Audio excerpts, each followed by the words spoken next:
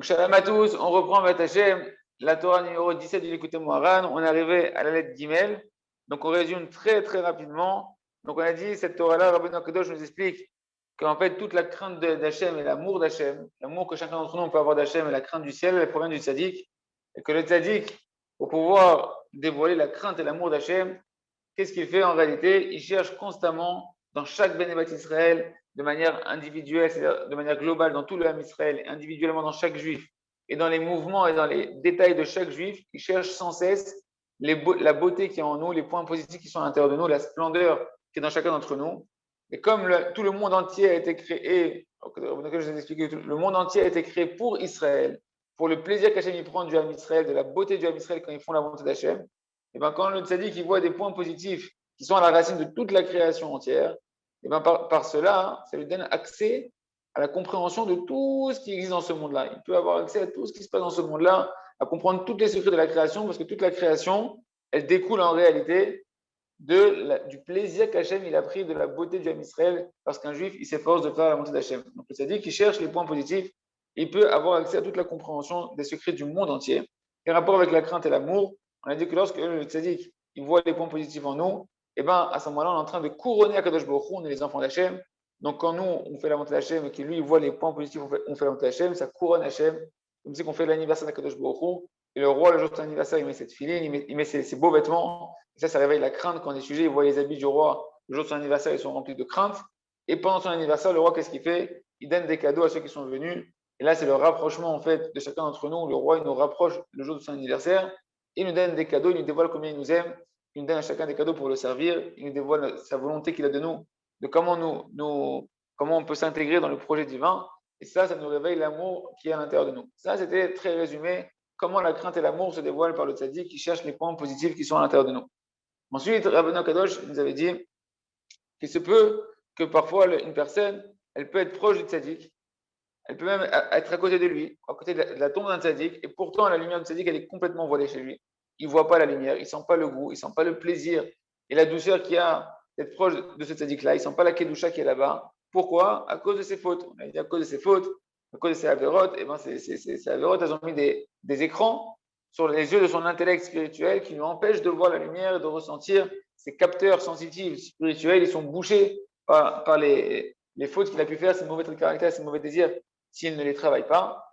Et donc, on nous a dit comment on va réparer ça. C'est là où on s'est arrêté à peu près. Comment on va pouvoir retirer les écrans qui sont sur l'intellect de chaque juif qui l'empêche de voir la lumière du tzaddik, que de lui dépend en fait toute la crainte et l'amour d'Hachem. Comment on fait? C'est la lettre Gimel, c'est là où on s'est arrêté. Donc la réparation de cela, de pouvoir annuler la bêtise de l'intellect, donc les écrans, l'opacité qui s'est mise sur notre intellect qui nous empêche de voir du tzaddik, la beauté du tzaddik. C'est par la dimension de l'autel où on faisait les sacrifices au Beth Amikdash. Qui dire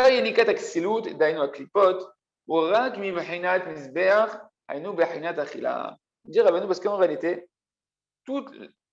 comment les forces du mal prennent des forces? Quand on parle de la bêtise intellectuelle, c'est les forces du mal qui viennent mettre un écran sur notre intellect spirituel, sur la lumière de la Neshama, et qui nous empêchent de voir la lumière du tzaddik. D'où est-ce qu'ils puisent leurs forces, ces forces du mal, de nous rendre idiots, de ne plus voir la lumière d'Hachem, la lumière du tzaddik, la douceur d'Hachem? Eh bien, ce sont ces écorces-là qui viennent de la dimension de l'autel, de l'endroit où on mettait en fait les animaux, où on faisait les sacrifices à Akadosh Baruch Hu dans le Beth Amikdash, qui représente en réalité l'endroit où on réparait toute la dimension de la nourriture. Les animaux, c'est une des nourritures premières de l'homme. Et là-bas, sur le Misbéach, on amenait des animaux, donc ce que nous on a l'habitude de manger, on l'amenait à Akadosh Baruch Hu pour l'offrir kaviachol comme une offrande qu'Hachem il va manger, qu'il va consommer. Il y avait un feu divin qui descendait pour consommer kaviachol comme si Hachem il venait manger ces offrandes qu'on faisait, ces animaux qu'on apportait sur le Misbéach. Et donc, en réalité, Rabbeinu est en train de nous dire que la manière dont on va manger, si on va manger de manière cachère, d'une bonne manière, pourquoi on va manger? Est-ce qu'on va manger comme un animal, comme un glouton, ou est-ce qu'on va manger avec des réchérets, avec une bonne conduite dans la manière de manger, et pour Akadosh Baruch Hu, etc. Et bien c'est ça qui va faire que ça va donner ou pas des forces aux forces du mal, de pouvoir venir obscurcir notre intellect, et ainsi pouvoir cacher ou pas cacher la lumière du tzaddik. Ki shulchano shel adam mechaper kamizbeach umisham ikar nikatam. Parce qu'il nous ramène Rabbeinu Kadosh une Gemara dans Masechet Brachot, page 55, qui nous dit que la table d'un homme, la manière dont un homme il va manger à table, eh bien, s'il mange Bekashrut, s'il mange de manière cachère, avec la bonne ashgacha, et en plus de ça, dans la bonne manière de manger, avec une bonne intention, avec pas de la gloutonnerie, avec une retenue, et en réfléchissant à la raison pour laquelle il est en train de manger, eh bien, sa table, elle va devenir comme le misbéach, comme l'autel des sacrifices d'Hachem, où là-bas, ça réparait toutes les fautes. Quand on amenait au Beth Amikdash des sacrifices, c'était pour réparer nos fautes, pour nous rapprocher, un sacrifice, mais du mot karov, mais du mot korban, nous rapprocher d'Hachem. La faute, c'est quoi? C'est l'instinct animal. J'ai eu un instinct animal qui m'a fait tomber dans des bêtises, qui m'a fait oublier la lumière d'Hachem, la douceur d'Hachem, la douceur du tzaddik, et qui m'a fait tomber par cet instinct animal dans des avérotes qui m'ont éloigné d'Akadosh Baruch Hu, de la lumière d'Hachem, de la lumière du tzaddik.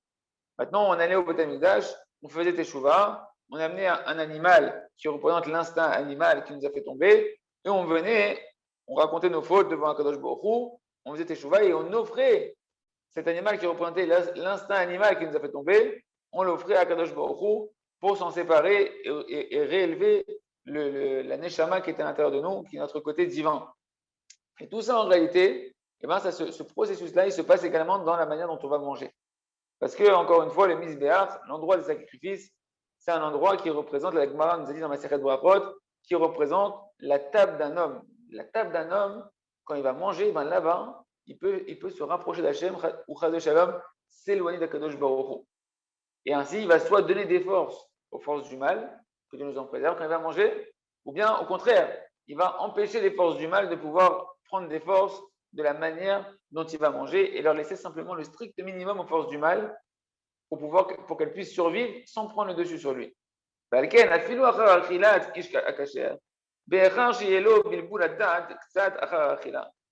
pour ça que même un homme caché, qui est un homme droit, un homme qui se comporte bien, qui est dans la Torah et les mitzvot, eh ben, quasiment obligatoirement, s'il ne fait pas un grand travail, quand il va manger, même en mangeant quelque chose de caché à la méadrine, eh ben, il va se retrouver que son esprit, il va devenir confus. Son esprit au niveau de la compréhension de la Torah, la compréhension d'Hachem, la perception d'Hachem, la lumière du tzaddik, la douceur de la Torah et les mitzvot, ça va un petit peu s'embrouiller. Comme chacun d'entre nous, déjà, on sent que quand on mange, on se sent lourd après. Même moi, je me rappelle quand je faisais mes études, dès qu'on faisait la pause déjeuner, dans la bibliothèque, tout le monde s'endormait comme des mouches, les uns après les autres. Tac, tac, tac, tac, tac, tac. On dit c'est la digestion.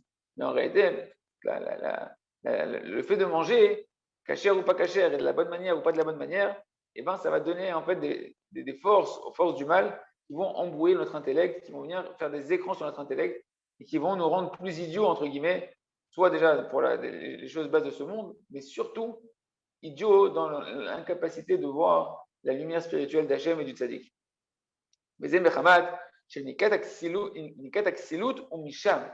Parce que l'endroit où ça va s'alimenter la bêtise, qui est le contraire de l'intelligence spirituelle, eh ben, elle est de là-bas, de la manière dont on va manger.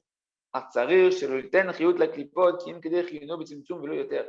c'est pourquoi il faut faire attention de ne pas donner aux forces du mal de la vitalité plus que ce qu'il n'en faut, si ce n'est le strict minimum qu'ils ont besoin de recevoir pour survivre. D'accord? Parce qu'il me dit le Rav Arush que lorsqu'un homme il va manger plus que ce qui est nécessaire, qu'un homme il va manger maintenant même cachère, il va manger la meilleure ashgacha, la meilleure surveillance rabbinique, et maintenant il va manger, mais il va manger par plaisir de manger. Il va manger plus que ce qu'il avait besoin en réalité lui-même de manger. Juste pour se faire un kiff, comme ça, il kiffe la nourriture et dans la culture, la gastronomie, voilà, la gastronomie alimentaire, et ben à ce moment-là, il est en train de donner des forces aux forces du mal.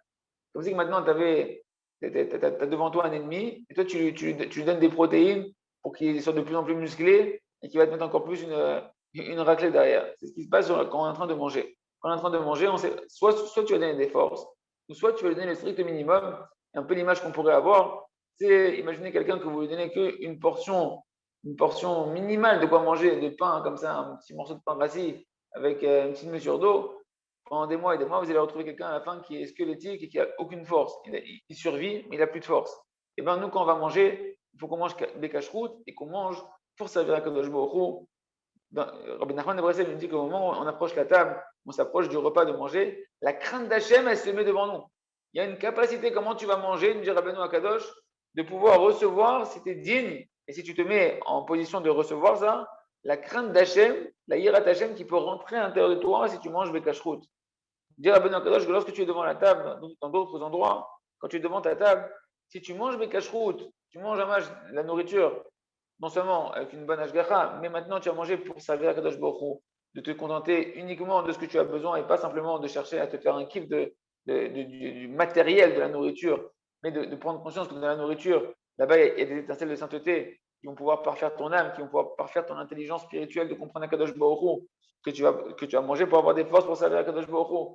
Et bien à ce moment-là, tu peux recevoir une volonté de servir Hachem énorme qui s'appelle la Heharat Haratzon, l'éclaircissement de la volonté, où Rabbeinu Akadosh nous dit que là-bas, la personne, elle se met à, en même temps qu'elle mange, elle se met à recevoir une telle volonté de servir à Kadosh Baruch Hu qu'elle ne sait même plus pourquoi elle veut servir à Hachem, tellement elle a envie de servir à Kadosh Baruch Hu. Tout ça, ça peut se passer au moment où un homme, il va manger. Et c'est pour ça que si une personne elle mange comme ça, qu'est-ce qu'elle fait? Elle enlève les forces aux forces du mal de pouvoir nous endommager. Et on va la rendre comme un biafré, comme un petit squelette survivant qui n'a plus de force de pouvoir nous attaquer. Et donc, c'est pour ça que nous dit Rabbeinu Akadosh, lorsque le misbéach, donc l'autel où on fait les sacrifices, lorsqu'il est dans sa dimension de réparer, qui est dans sa bonne fonction, qui est utilisé de la bonne manière, c'est-à-dire, chez nous, ça veut dire dans le sens concret pour nous, c'est-à-dire que lorsqu'on va manger de manière cachère dans tous les sens du terme, cachère dans la hashgacha, cachère dans la manière et dans les intentions de manger, comme on dit, c'est-à-dire que ma bouche, elle mange, mais mon cœur et mon esprit, ils sont en train de méditer la Torah, mon cœur et mon esprit sont en train de penser à Kadosh Baruch Hu, ils sont en train de désirer à Kadosh Baruch Hu. Je ne suis pas en train de désirer la nourriture, je ne suis pas en train de me concentrer sur la nourriture, je me concentre ailleurs. D'accord? Azaï, nirna'in aklipot. Et bien quand tu fais ça, et ben tu es en train de soumettre les forces du mal, tu les empêches de prendre le dessus sur ton intellect et de venir mettre un voile sur Hachem et sur la lumière du tzaddik. Haïnou aksilut, tu soumets la bêtise qui voudrait se mettre sur ton intellect pour t'empêcher de voir la lumière d'Hachem et du tzaddik. Parce que tu ne leur donnes de force et de vitalité aux forces du mal que le strict minimum. Chez eux, comme c'est connu que dans la Kabbalah, que les forces du mal, tant qu'Hachem veut qu'elles existent, eh ben, elles doivent se nourrir de la Kedusha, elles doivent se nourrir par le Ham Israël. Mais nous, on va essayer de leur donner le strict minimum pour qu'elles n'aient pas de force, juste pour qu'elles aient de quoi survivre comme des survivants, des rescapés, mais non pas comme des guerriers. Parce que si tu manges pour la gloutonnerie, et encore plus, une personne ne mange pas cachère, eh ben, elle est en train d'en faire des super guerriers. Aval, et donc on ne leur donnera pas plus de force comme ça si on mange bien comme il faut, pas plus que ce qu'ils ont besoin pour survivre. Et là, il y a deux choses qui se passent. Une personne qui va manger cachère, dans la hashgacha, il est scrupuleux, et dans la manière de manger, dans l'intention pour laquelle il mange, il va être scrupuleux de faire ça pour le Shem Shamayim, pour Akadosh Baruch Hu. Et bien non seulement il soumet la bêtise, les forces du mal, il les soumet, mais en même temps, il va élever son intellect. Il va faire monter son intellect à un niveau supérieur, de pouvoir encore plus percevoir Hachem, encore plus désirer Hachem, encore plus percevoir la lumière du tzaddik, encore plus sentir combien on a besoin du tzaddik, etc. D'accord? Donc là, le Rav Arush nous ramène une explication qu'on peut comprendre ce qui s'est passé avec Aaron HaKohen, que Aaron HaKohen, quand il y a eu la faute du Vaudor, d'accord? Moshe Rabbeinu, justement, là on parle d'un voile qui se met. Toute la question de Rabbi Nachman ici, c'est de nous dire comment ça se fait qu'il y a des gens qui peuvent être à côté d'un tzaddik et ils ne sentent pas la lumière du tzaddik. Ils peuvent être à côté d'un makom kadosh, d'un endroit saint, et ils ne sentent pas la puissance de cet endroit saint. Ils vont au kotel, ils vont sur la tombe de Rabbi Nachman. Ils ne sentent pas. On ne sent pas des fois, on ne sent pas. Qu'est-ce qui s'est passé? Il y a eu un voile qui s'est mis sur nos yeux spirituels, on n'arrive pas à sentir. Et c'est ce qui s'est passé au moment de la faute du Vaudor. Au moment de la faute du Vaudor, c'était quoi l'épreuve? L'épreuve, c'est que le tzaddik, il était voilé. Moshe Rabbeinu, il est monté sur le Sinaï, et voilà que le temps où il aurait dû redescendre, eh ben, il n'est pas redescendu. Ils se sont trompés dans leur compte de 6 heures, à 6 heures près, et ils pensaient que Moshe devait revenir. Il y avait encore 6 heures à compter, et qu'ils se sont embrouillés, et ils ont commencé à avoir des doutes sur Moshe Rabbeinu. Est-ce que Moshe Rabbeinu il va revenir? Est-ce que le tzaddik il va revenir? Est-ce que le tzaddik dont on a besoin de lui, dont on est dépendant de lui, il va être là? Et ils ont demandé à Aaron de leur créer un tzaddik intermédiaire, un autre tzaddik, un veau d'or, un autre berger. Qu'est-ce qu'il a fait à Aaron? Vaïven Misbéar, c'est marqué. Il a construit un hôtel de sacrifice. Pourquoi il a marqué qu'il a construit avec le mot Vaïven? Dit le Rav Arouche pour te dire que, en réalité, le mot Vaïven, il vient du mot Bina, discernement. Parce que Aaron, il savait que le Misbéar, comme on a dit, c'est le Misbéar qui représente la table d'un homme, comment un homme il va manger, et que c'est ça qui va faire qu'une personne va voir la lumière du tzaddik ou pas voir la lumière du tzaddik. Et donc le Misbéar, ici, il a voulu réparer cette dimension du Misbéar, cette dimension de la manière dont ils vont manger, pour pouvoir, Vaïven, éveiller leurs yeux de l'intellect. Vaïven, ça vient du mot Bina, qui veut dire la compréhension, le discernement, pour qu'ils puissent discerner de nouveau la lumière du tzaddik, que Moshe il n'est pas mort. Moshe il va redescendre, attendez Moshe, retrouvez votre discernement, ne perdez pas votre émouna dans le tzaddik, n'ayez pas peur, il ne vous a pas abandonné. Mais on voit qu'au final, les Bam Israël, ils n'ont pas suivi Aaron, comme c'est marqué dans la suite, que le peuple est venu amener des sacrifices devant cet hôtel de sacrifice où il y avait le veau d'or, et ils se sont mis à manger et à boire et à tomber dans la frivolité. Dieu nous en préserve dans les mauvaises mœurs. Et donc, on voit qu'ils sont tombés dans la mauvaise manière de manger, qui a continué d'obscurcir la lumière du tzaddik, ce qui les a amenés à la faute du veau d'or. Shadraba, au contraire, lui, il a voulu les réparer par l'autel des sacrifices, mais eux, par cet autel des sacrifices, ils sont encore plus tombés dans le défaut de la nourriture, et donc ça a encore plus masqué la lumière du tzaddik, ils ont fait la vodazara. Et maintenant, Rabbeinu va nous amener une preuve que c'est seulement en mangeant des cacheroutes de manière cachère que la bêtise intellectuelle, spirituelle, elle peut se retirer et qu'on peut retrouver du coup la lumière de l'intellect pour pouvoir voir la lumière du tzaddik. Moshe Matzinu Bagmara, comme on l'a vu dans la Gemara, donc la preuve c'est la suivante, c'est dans la Masechet Baba Kama, page 72, Babaraya, Debaraya, Rava, mais Rav Nachman. Voilà que Rava, il a posé une question à Rav Nachman, pas Rabbi Nachman de l'écouter Moharan, Rav Nachman de la Gemara. Il a posé une question. Et il a posé une question par rapport à la halakha. Et voilà que, en fait, Rav Nachman, il lui a répondu une réponse durant la nuit. Mais le matin, les tzafra, le lendemain matin, il lui a répondu une autre réponse. Alors, et Amarle, il lui a dit, Rav Nachman, il s'est expliqué auprès de Rava pourquoi il a donné deux réponses différentes le soir et le matin.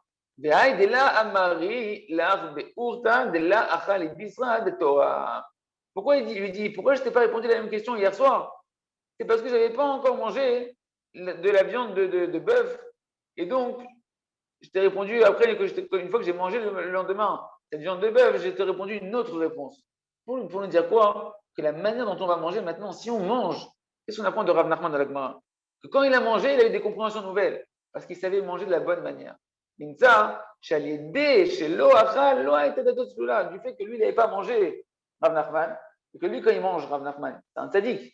Il ne mange pas pour la gloutonnerie, il mange pour le service divin, il mange pour avoir des forces pour connaître Hachem, pour pouvoir prendre les étincelles de Kedusha qui sont tombées dans la nourriture.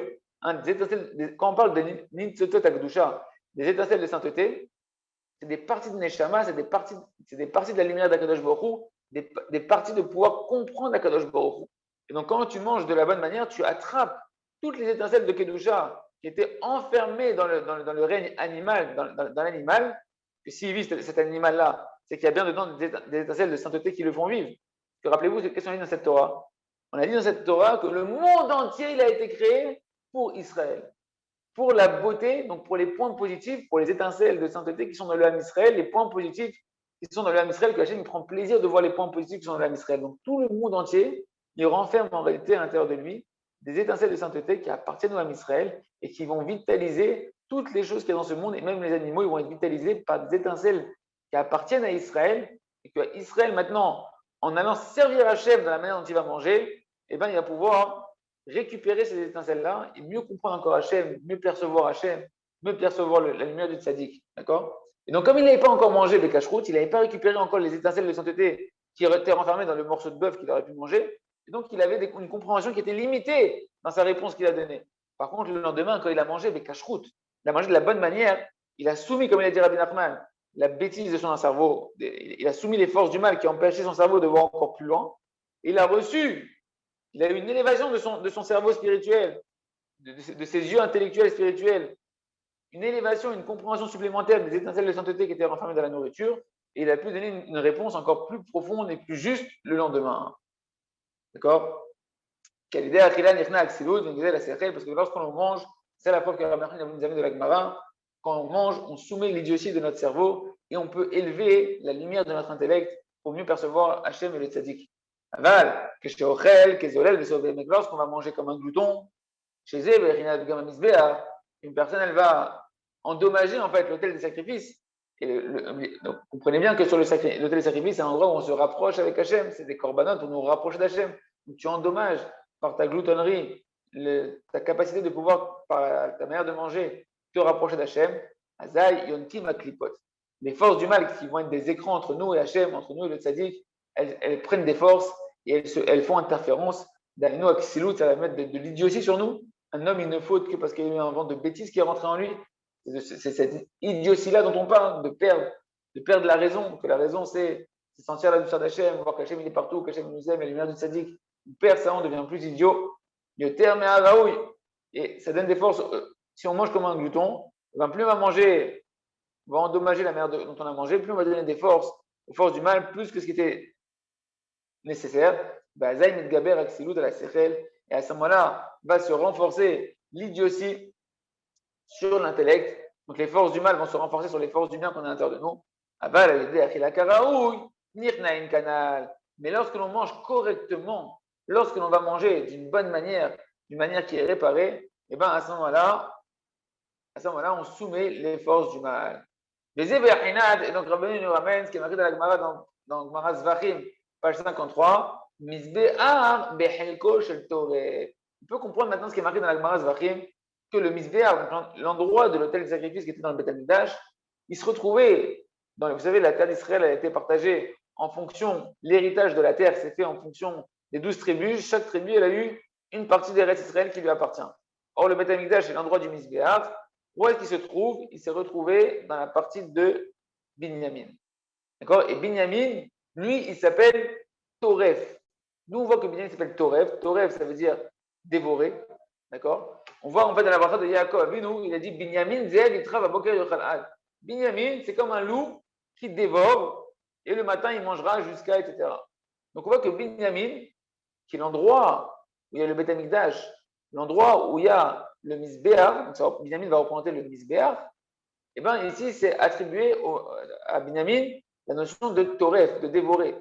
Donc, on comprend bien ce que ça veut dire maintenant que Mizbeach, Bechelko shel Toref, que le Mizbeach, il se retrouve dans l'endroit de Binyamin, qui est la notion de manger. Donc, comment tu vas manger? Et bien, comme ça, tu vas soit te faire manger après par les forces du mal, ou toi manger les forces du mal. Soit tu vas être comme Binyamin, qui est un lion qui dévore, et tu vas pouvoir dévorer par ta manière de manger correctement, comme le Mizbeach, tu vas pouvoir dévorer les forces du mal et les empêcher de prendre le dessus sur toi. Ou soit, Chad le Shalom, si tu ne manges pas de la bonne manière, si tu ne sais pas réparer le Mizbeach comme il faut, et bien à ce moment-là, c'est les forces du mal qui, elles vont prendre le dessus, qui vont nous dévorer, qui vont prendre le dessus sur nous.